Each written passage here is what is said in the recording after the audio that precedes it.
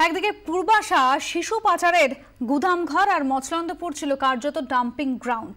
এভাবেই দিনের পর দিন সেখানে পূর্বাশাতে যেরকম শিশু এনে রাখা হতো, অন্যদিকে মচলন্দপুরে গতকাল আমরা দেখেছি মাটি খুঁড়ে 2 শিশুর কঙ্কাল উদ্ধার হয়েছে। পাচারের সময় শিশু মৃত্যু হলে এভাবেই পুঁতে ফেলা হতো দেহ। ট্রাস্টে আলে ওদিকে চলতো শিশু পাচার। আমাদের 2 প্রতিনিধি রয়েছেন 2 জায়গায়। ঠাকুরপুকুরে পূর্বাশার সামনে থেকে রয়েছেন আমাদের প্রতিনিধি বিক্রম দাস, অন্যদিকে মচলন্দপুর থেকে রয়েছেন আমাদের অপর প্রতিনিধি মৌমিতা চক্রবর্তী। আমি প্রথমে মৌমিতার কাছে যাব। মৌমিতা, এতদিন ধরে মচলন্দপুরে এইভাবে বেআইনি কারবার চলতো, অথচ পঞ্চায়েত যাচ্ছেন, 1 নম্বর পঞ্চায়েত প্রধান তিনি বলছেন যে তিনি কিছুই জানতেন না, কিভাবে?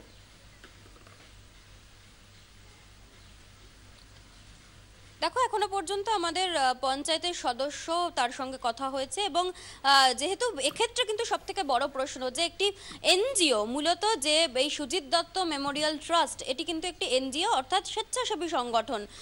সকলেই জানে যে স্বেচ্ছাসেবী সংগঠন, সেই সংগঠন চালাতে গেলে কিন্তু বেশ কিছু ছাড়পত্রের দরকার হয় এবং লোকাল অ্যাডমিনিস্ট্রেশনের এনওসি লাগে। সম্প্রতি এই এনজিও তারা কিন্তু একটি গ্রান্টও পেয়েছিলেন এবং সেই অনুযায়ী বেশ কিছু জিনিস কনস্ট্রাকশন হচ্ছিল, বেশ কিছু অনুদানের ভিত্তিতে সেই জায়গার কিন্তু উন্নয়নের কাজ শুরু হয়েছিল। মানে আপাতভাবে যদি উন্নয়নের কথা বলো, সেক্ষেত্রে লোকাল অ্যাডমিনিস্ট্রেশনের সকলেই বলছেন যে তারা কিছু জানতেন না।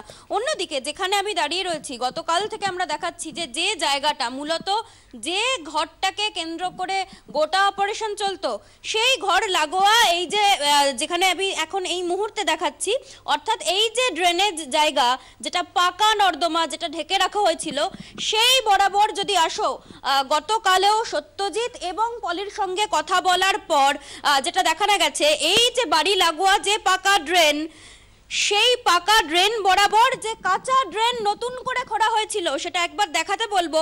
আমার সঙ্গে যে আমার চিত্র সাংবাদিক বন্ধু রয়েছেন, এই যে কাঁচা ড্রেনগুলো খোঁড়া হয়েছে, সেই অনুযায়ী কিন্তু যে মাটি, সেই মাটি খোঁড়া হয়েছে এবং সেখান থেকে কিন্তু কঙ্কাল মিলেছে। এবং এই যে জায়গাগুলো, এই প্রত্যেকটি জায়গা থেকে কিন্তু শিশুর কঙ্কাল মিলেছে এবং দেহাবশেষ পাওয়া যায়।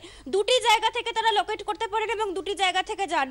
এই বাড়ি লাগোয়া যে কাঁচা ড্রেনগুলো হঠাৎ করে মাঝে মধ্যেই গজে উঠতো, সেই জায়গার কিন্তু মাটির নমুনা পরীক্ষা করা হবে বলে গোয়েন্দা সূত্রের খবর। এবং এইভাবে হঠাৎ করে কিভাবে লোকচক্ষুর আড়ালে দিনে দুপুরে বিভিন্ন সময় এভাবে শিশু পাচার হতো, এবং শুধু পাচারই নয়, পাচার করতে গিয়ে বা গর্ভপাত করাতে গিয়ে যেভাবে ভ্রূণগুলো নষ্ট হতো বা শিশু মৃত্যু হতো, তারা কিন্তু এভাবে এই জায়গাগুলোকে মূলত ডাম্পিং গ্রাউন্ডে পরিণত করেছিলেন। এবং সেই ডাম্পিং গ্রাউন্ডের নিদর্শন দেখতে পাচ্ছ, গতকালও সিআইডির কর্তারা তারা এসে কিন্তু এই জায়গাগুলো খোঁড়েন এবং খুলে এই সব জায়গা থেকেই কিন্তু 2টি জায়গা থেকে, যেহেতু 7 মাস এবং 9 মাস আগেরগুলোই পাওয়া সম্ভব হয়েছে, কিন্তু প্রত্যেকটি জায়গার কিন্তু মাটির নমুনা পরীক্ষা করা হবে এবং নিয়ে যাওয়া হয়েছে।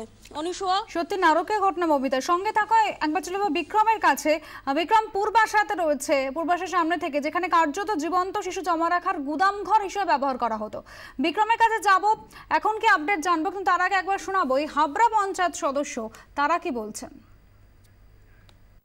ওখানে যেহেতু আমি জানি একটা বাচ্চাদের স্কুল হয়, ভেতরে কি হয় আমি তো জানি না, সুতরাং ওই সেই হিসাবেই যেটুকু জানি সেটুকুই। যদি জানতাম বিষয়টা যে এরকম কিছু হয়, তাহলে একটা প্রসঙ্গ ছিল যে খোঁজ খবর নেওয়ার, কিন্তু আমি তো আদেতেও কিছু জানি না। হয়তো পঞ্চায়েত থেকে ওরা কিছু নিয়ে থাকতে হবে। আসলে যার নাম ওই যে পলি, ওর সাথে আমার কোনোদিন আসলে চেনা জানাই নেই, যেটা আর কি। পলি কোনোদিন কোনো দরকারে আমার কাছে আসেও নি, ওকে কোনোদিন আমার দরকারেও লাগেনি। আমি ওকে ভালো মতন চিনিই না। ওই পলি নাম শুনেছি, ওর ওখানে একটা স্কুল আছে। না, এই যে এনওসিটা লাগে, অ্যাডমিনিস্ট্রেশনের একটা এনওসি লাগে, সেটা জানেন? হ্যাঁ, সে লাগে, কিন্তু পঞ্চায়েত থেকে ও কোনোদিন কিছু নিয়েছে কি সেটা আমি জানি না।